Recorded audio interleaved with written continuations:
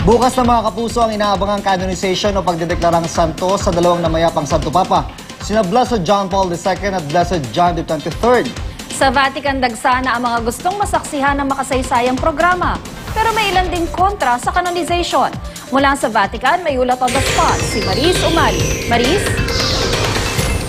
Buongiorno o magandang umaga mula rito sa Vatican sa inyo, June at Tina. Isang araw nga bago ang pinakaabangang canonization ng dalawang pinakamamahal na Santo Papa sa kasaysayan, wala nang patid ang dating dito sa Vatican City ng mga pilgrim at mga deboto. 21 araw tinahak ng grupong ito ng mga cyclist ang mahigit 2,000 kilometrong daan mula Poland para lang masaksihan ang canonization ng kababayan nilang si Blessed Pope John Paul II. Kaya sa mga bisikleta nila nakalagay na rin ang kanilang mga tent pang camp out sa St. Peter's Square hanggang Linggo na. Ang isang ito ready nang masilungan agad sakaling mapagod ang siklista. May dala na rin silang pagkain, tubig, lutuan at pati ang portable na panluto. Marami na ring mga Pinoy ang narito sa Vatican, gaya ni Marjorie Halandoni Militante na nayakap ng Santo Papa noong 6 months old pa lang siya nung unang tumungo ang Santo Papa sa Pilipinas.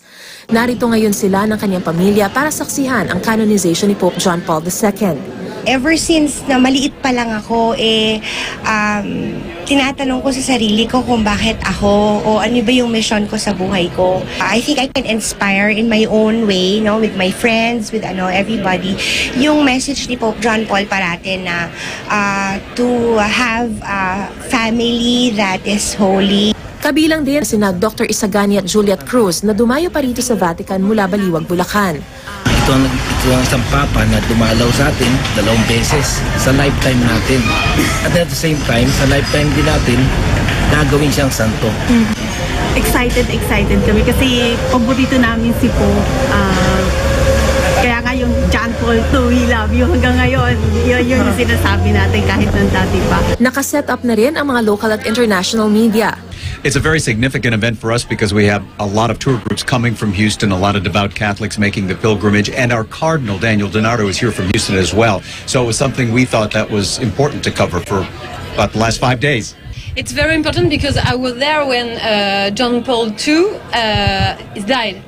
So it was a very specific atmosphere. It was a very big story in 2005. Kung labis ang pagkasabik na marami, meron namang dumayo rito para kontrahin ang canonization ni Pope John Paul II. Nothing was done to stop the widespread rape of children during Pope John Paul's term of office. There's clear evidence that he knew about the problem and decided that the reputation of the church was more important.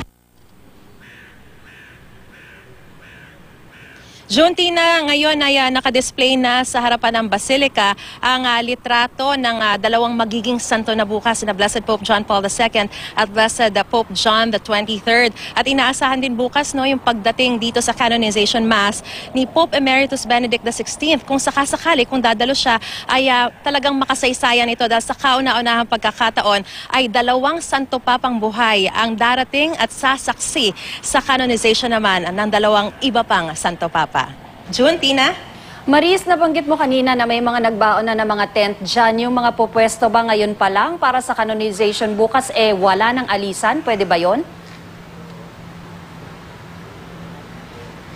Ngayon na, Tina, ay hindi pa sila nagka-camp out, pero kasi mahigpit talaga yung security pa so far at hindi pa naman sarado yung mga kalsada sa araw na ito. So, nag-uwian muna sila sa kanilang mga hotel at yung iba pang mga lugar na may tinutuluyan. Pero mamaya ay inaasahan na talaga yung pag-stay o pag-camp out dito mismo sa square ng mga deboto at mga pilgrim dahil as early as around 3 a.m. Talagang daragsa na yung mga tao at by 5 a.m. talagang magiging punong-puno na raw itong square ng mga deboto at mga pilgrim at marami na rin mga kalsada ang isasara bukas. Kaya naman mas gugustuhin na raw ng ibang mga tao na darayo rito na dito na lamang magstay sa square para talagang masiguro nila na makakapasok sila dito sa square sa canonization mass. Tina. Okay, maraming salamat, Maris Umali.